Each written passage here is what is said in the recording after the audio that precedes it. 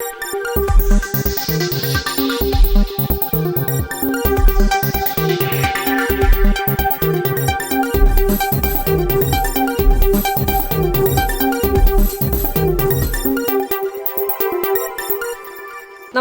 നിളയൊരു വിശേഷങ്ങളിലേക്ക് സ്വാഗതം.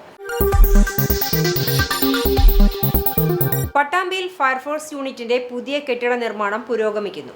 മുഹമ്മദ് മൂസിൻ MLA നേതൃത്വത്തിൽ പ്രവൃത്തികൾ വിലയിരുത്തി. പട്ടാമ്പി ഫയർ സ്റ്റേഷന് സ്വന്തമായുള്ള കെട്ടിടം യാഥാർത്ഥ്യമാവുകയാണ്. പട്ടാമ്പി പഴയ മാർക്കറ്റ് പരിസരത്താണ് 3 കോടി രൂപ ചെലവിൽ പുതിയ ഫയർ സ്റ്റേഷന്റെ കെട്ടിട നിർമ്മാണം പുരോഗമിക്കുന്നത്. കെട്ടിടത്തിന്റെ അവസാനഘട്ട കോൺക്രീറ്റ് പ്രവൃത്തികളും ആരംഭിച്ചു കഴിഞ്ഞു. മുഹമ്മദ് മൂസിൻ MLA നേതൃത്വത്തിൽ പ്രവൃത്തികൾ വിലയിരുത്തി. നഗരസഭ വിട്ടു നൽകിയ പഴയ മാർക്കറ്റ് പരിസരത്താണ് ഫയർഫോഴ്സ് യൂണിറ്റ് കെട്ടിടം വരുന്നത്. 2021 വാടക കെട്ടിടത്തിലാണ് പട്ടാമ്പിയിൽ ഫയർഫോഴ്സ് ആരംഭിച്ചത്. തുടർന്ന് വാടക കെട്ടിടങ്ങൾ മാറി മാറി പ്രവർത്തിക്കുകയായിരുന്നു. നിലവിൽ പട്ടാമ്പി കൊടലൂരിലാണ് വാടക കെട്ടിടത്തിൽ ഫയർഫോഴ്സ് സ്റ്റേഷന്റെ പ്രവർത്തനം. പുതിയ ഫയർഫോഴ്സ് സ്റ്റേഷൻ കെട്ടിടം വേഗത്തിൽ പൂർത്തിയാക്കാനാണ് ലക്ഷ്യമിടുന്നതെന്ന് മുഹമ്മദ് മൂസിൻ MLA പറഞ്ഞു. പ്രിയപ്പെട്ടവരെ, ഇന്ന് പട്ടാമ്പി ഫയർ സ്റ്റേഷന്റെ പുതിയ കെട്ടിടത്തിന്റെ നിർമ്മാണത്തിന്റെ ലാസ്റ്റ് റൂഫിംഗ് വാർപ്പാണ് ഇപ്പോൾ നടന്നുകൊണ്ടിരിക്കുന്നത്. നമുക്കെല്ലാവർക്കും അറിയാം, പട്ടാമ്പി ഒരു ഫയർ സ്റ്റേഷൻ ഉണ്ടായിരുന്നില്ല, ദീർഘനാളത്തെ ആവശ്യമായിരുന്നു. 2021 അത് യാഥാർത്ഥ്യമായി. ഇപ്പോൾ വാടക കെട്ടിടത്തിലാണ് പ്രവർത്തിക്കുന്നത്. സ്വന്തമായ ഒരു കെട്ടിടത്തിലേക്ക് ഫയർ സ്റ്റേഷൻ മാറുക എന്നത് പ്രധാനപ്പെട്ട ആവശ്യമായിരുന്നു. അതിന്റെ ഭാഗമായിട്ട് 3 കോടി രൂപ ബഡ്ജറ്റിൽ ഉൾപ്പെടുത്തിയിരുന്നു. കഴിഞ്ഞ മുനിസിപ്പൽ ഭരണസമിതി അതിനുവേണ്ടി ഇവിടുത്തെ പഴയ മാർക്കറ്റിന്റെ സ്ഥലം ലഭ്യമാക്കുകയും ചെയ്തു. അവിടെയാണ് ഇപ്പോൾ നമ്മൾ മനോഹരമായ ഒരു കെട്ടിടം, എല്ലാ ആധുനിക സൗകര്യങ്ങളോടും കൂടിയിട്ടുള്ള ഒരു കെട്ടിടത്തിന്റെ നിർമ്മാണം നടന്നുകൊണ്ടിരിക്കുന്നത്. അതിന്റെ ലാസ്റ്റ് ഘട്ടത്തിലേക്ക് കടക്കാൻ പോവുകയാണ്. ഇനി ഈ വാർപ്പും കൂടെ കഴിഞ്ഞു കഴിഞ്ഞാൽ മറ്റു അനുബന്ധമായിട്ടുള്ള കാര്യങ്ങളൊക്കെയാണ് ചെയ്യാനുള്ളത്. വളരെ വേഗത്തിൽ തന്നെ ഇത് പൂർത്തീകരിച്ചു കഴിഞ്ഞാൽ തീർച്ചയായിട്ടും ഫയർ സ്റ്റേഷൻ ഒരു ആസ്ഥാന മന്ദിരം, നമ്മുടെ ഇവിടുത്തെ ഒരു പ്രധാനപ്പെട്ട ഒരു കേന്ദ്രം എന്നുള്ള നിലക്ക് കെട്ടിടവും സൗകര്യങ്ങളും ഒക്കെ വന്നാൽ അടിയന്തര സാഹചര്യങ്ങളിൽ ജനങ്ങളെ രക്ഷപ്പെടുത്തുന്നതിന് സഹായിക്കുന്നതിന് ഫയറിന് കൂടുതൽ സൗകര്യമാകുമെന്നതിൽ സംശയമില്ല. ഇനി അനുബന്ധമായിട്ടുള്ള കുറച്ച് കാര്യങ്ങൾ കൂടി ഫയർ ഉദ്യോഗസ്ഥരുടെ ഭാഗത്തുനിന്ന് ആവശ്യങ്ങൾ വന്നിട്ടുണ്ട്. അതുകൂടി പരിഗണിച്ച് കൂടുതൽ സൗകര്യങ്ങൾ കൂടി ഉണ്ടാക്കാനുള്ള നടപടി സ്വീകരിക്കുന്നുണ്ട് എന്ന കാര്യം കൂടി അറിയിക്കുകയാണ്. എന്തായിരുന്നാലും ഈ കെട്ടിടം പൂർത്തീകരണത്തിലേക്ക് കടക്കുകയാണ്. അതിന്റെ ലാസ്റ്റ് വാർപ്പ് മറ്റു കാര്യങ്ങളൊക്കെ തന്നെയാണ് ഇപ്പോൾ കണ്ടത്. തിരുമിറ്റക്കോട് കറുകപ്പുത്തൂരിൽ ലക്ഷങ്ങൾ വിലമതിക്കുന്ന BSNL കോപ്പർ കേബിളുകൾ മോഷ്ടിച്ച സംഭവത്തിൽ മോഷണ സംഘത്തിന്റേതെന്ന് സംശയിക്കുന്ന നിർണായക CCTV ദൃശ്യങ്ങൾ പുറത്തുവന്നു. റോഡരികിൽ കേബിളുകൾ കടന്നുപോകുന്ന ഭാഗത്ത് കമ്പിപ്പാറയും മൺവെട്ടിയും ഉപയോഗിച്ച് കുഴിയെടുത്ത ശേഷമാണ് വൻതോതിൽ കേബിളുകൾ അറുത്തുമാറ്റി കടത്തിക്കൊണ്ടുപോയിട്ടുള്ളത്. കഴിഞ്ഞ ദിവസമാണ് മോഷണ വിവരം BSNL അധികൃതരുടെ ശ്രദ്ധയിൽപ്പെടുന്നത്. തുടർന്ന് ഉദ്യോഗസ്ഥർ സ്ഥലത്തെത്തി നടത്തിയ വിശദമായ പരിശോധനയിലാണ് ലക്ഷക്കണക്കിന് രൂപയുടെ കേബിളുകൾ നഷ്ടപ്പെട്ടതായി സ്ഥിരീകരിച്ചത്. ലോകകപ്പ് ഫുട്ബോൾ ഫൈനൽ മത്സരം നടന്ന രാത്രിയിലാണ് മോഷണം നടന്നത്. 8 പേരടങ്ങുന്ന സംഘമാണ് മോഷണത്തിന് പിന്നിലെന്നാണ് പ്രാഥമിക സൂചന. സംഭവത്തിൽ ചാലിശ്ശേരി പോലീസ് കേസെടുത്ത് അന്വേഷണം ആരംഭിച്ചു. പ്രദേശത്തെ CCTV ക്യാമറ ദൃശ്യങ്ങൾ കേന്ദ്രീകരിച്ച് പ്രതികൾക്കായുള്ള തെരച്ചിൽ പോലീസ് ഊർജിതമാക്കിയിട്ടുണ്ട്. തൂതപ്പുഴയിലെ തിരുവേഗപ്പുറ മുതിക്കയം പദ്ധതിക്ക് സമീപം ശുചിമുറി മാലിന്യം തള്ളിയ നിലയിൽ. മാലിന്യം കൊണ്ടുവന്ന വാഹനത്തിന്റെ ദൃശ്യങ്ങൾ പുറത്തുവന്നു. തിരുവേഗപ്പുറ തൂതപ്പുഴയിലെ നെടുങ്ങോട്ടൂർ മുതിക്കയം റെഗുലേറ്റർ കമ്പനിന് സമീപത്താണ് പുഴയോരത്ത് കക്കൂസ് മാലിന്യം വലിയ തോതിൽ തള്ളിയിരിക്കുന്നത്. കഴിഞ്ഞ ദിവസം രാത്രിയിലാണ് സംഭവം. ടാങ്കർ ലോറിയിൽ കൊണ്ടുവന്ന കക്കൂസ് മാലിന്യം ഇവിടെ തള്ളിപ്പോകുകയായിരുന്നുവെന്നാണ് കരുതുന്നത്. കക്കൂസ് മാലിന്യവുമായി എത്തിയ ലോറിയുടെ CCTV ദൃശ്യങ്ങൾ പുറത്തു വന്നിട്ടുണ്ട്. സംഭവവുമായി ബന്ധപ്പെട്ട് നാട്ടുകാർ പ്രതിഷേധവുമായി രംഗത്തെത്തി. പഞ്ചായത്തിലെ പന്നിക്കുന്ന് ചെറുകിട കുടിവെള്ള പദ്ധതിക്ക് സമീപത്തു കൂടിയാണ് മാലിന്യം വലിയ തോതിൽ തള്ളിയിരിക്കുന്നത്. പ്രദേശത്തെ ദുർഗന്ധം വമിച്ചതോടെയാണ് നാട്ടുകാർ ഇതേക്കുറിച്ച് അന്വേഷിച്ചത്. തുടർന്നാണ് പുഴയോരത്തെ മാലിന്യം തള്ളിയ നിലയിൽ കണ്ടെത്തിയത്. സംഭവവുമായി ബന്ധപ്പെട്ട് തിരുവേപ്പുറ ഗ്രാമപഞ്ചായത്ത് അധികൃതർ സ്ഥലത്തെത്തി പരിശോധന നടത്തി. തുടർന്ന് കൊപ്പം പോലീസിൽ പരാതി നൽകിയിട്ടുണ്ട്. പൊതുയിടത്തെ മാലിന്യം തള്ളിയവരെ കണ്ടെത്തി നിയമ നടപടികൾ സ്വീകരിക്കുമെന്ന് പഞ്ചായത്ത് അധികൃതർ അറിയിച്ചു. ദില്ലിയിൽ കോൺഗ്രസ് നേതാക്കൾക്ക് നേരെയുണ്ടായ അതിക്രമത്തിൽ പ്രതിഷേധിച്ച് പട്ടാമ്പിയിൽ കോൺഗ്രസിന്റെ നേതൃത്വത്തിൽ പ്രതിഷേധ പ്രകടനം നടത്തി. DCC സെക്രട്ടറി KR നാരായണസ്വാമി പ്രതിഷേധ യോഗം ഉദ്ഘാടനം ചെയ്തു.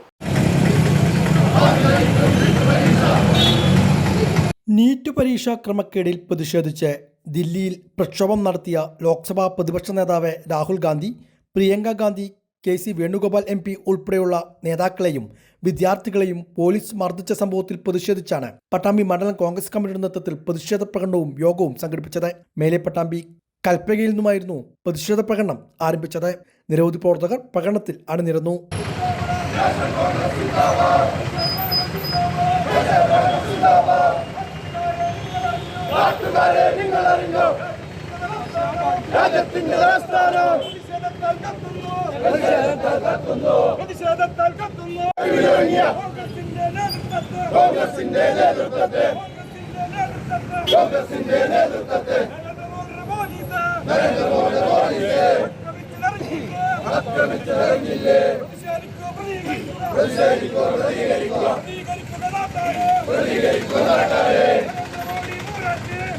തുടർന്ന് നടന്ന പൊതുയോഗം DCC സെക്രട്ടറി KN നാരായണസ്വാമി ഉദ്ഘാടനം ചെയ്തു. ഇന്ത്യയിലെ ഏറ്റവും പ്രധാനപ്പെട്ട പരീക്ഷാ വകുപ്പായ നീറ്റിന്റെ ചോദ്യപേപ്പറുകൾ മുൻകൂർ ചോർത്തി കടല വെക്കുന്ന ആളുകളുടെ കയ്യിൽ വരെ കിട്ടുന്ന സ്ഥിതിയിലേക്ക് എത്തിച്ച് നീറ്റ് പരീക്ഷയെ പഠിക്കുന്ന രാപ്പകലില്ലാതെ 10-12 മണിക്കൂർ ഉറക്കമൊഴിച്ച് പഠിച്ച് എഴുതിയ പരീക്ഷ തോൽക്കുമ്പോൾ അതിൽ നിരാശരായി 30ഓളം വിദ്യാർത്ഥികൾ ഇന്ന് ഇന്ത്യയിൽ ആത്മഹത്യ ചെയ്തിരിക്കുകയാണ്.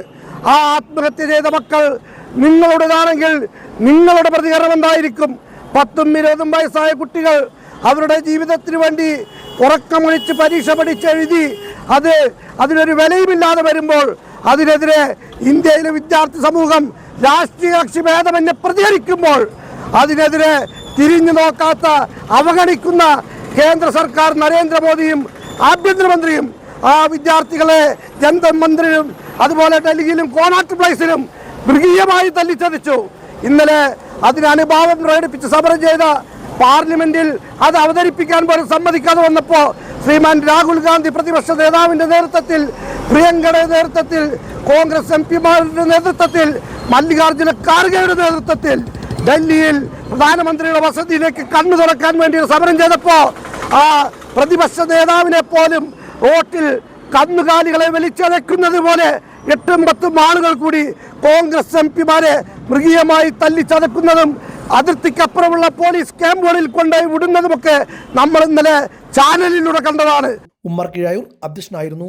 Jithesh Mozhikkunnam, K Basheer, AK Akbar, KB Anitha, CP Sajad, VP Vijayan, AK Nisar, Haneefa Manu, Muhammad Haneefa, K കുട്ടിയാഹു തുടങ്ങിയവർ നേതൃത്വം നൽകി. ഇന്ത്യൻ ഭരണഘടനാ നിർമ്മാണ സഭയിലെ ഏക ദളിത് വനിതാംഗമായിരുന്ന ദാക്ഷായണി വേലായുധനെ സമത്വവാദ് സംഘം അനുസ്മരിച്ചു. സമത്വവാദ സംഘം ചെയർമാൻ MT ജയരാജൻ ഉദ്ഘാടനം ചെയ്തു. പ്രാദേശിക ചരിത്രകാരൻ താജിഷ് ചേക്കോട് അധ്യക്ഷത വഹിച്ചു. പ്രശസ്ത കവിയും അധ്യാപികയുമായ KK ഭാരതി ടീച്ചർക്ക് ദാക്ഷായണി വേലായുധൻ പുരസ്കാരം MT ജയരാജൻ സമ്മാനിച്ചു. തുടർന്ന് നടന്ന സാഹിത്യ സദസ്സിൽ കവിയും പ്രഭാഷകയുമായ രേഖാ മുരളീധരൻ മോഡറേറ്ററായി. കവിയും നിരൂപകനുമായ സുമേഷ് നിഹാരിക സ്വാഗതവും MT ഗോപാലൻ നന്ദിയും പറഞ്ഞു. KP ഉണ്ണികൃഷ്ണൻ ഞാങ്ങാട്ടിരി, വത്സല ഞാങ്ങാട്ടിരി, പ്രസന്ന ആനക്കര, ജിൻസി സന്തോഷ്, ബിന്ദു കൂടലൂർ, ഓജസ് തെസ്സിരാജൻ, ദിവ്യ തുടങ്ങിയവർ രചനകൾ അവതരിപ്പിച്ചു.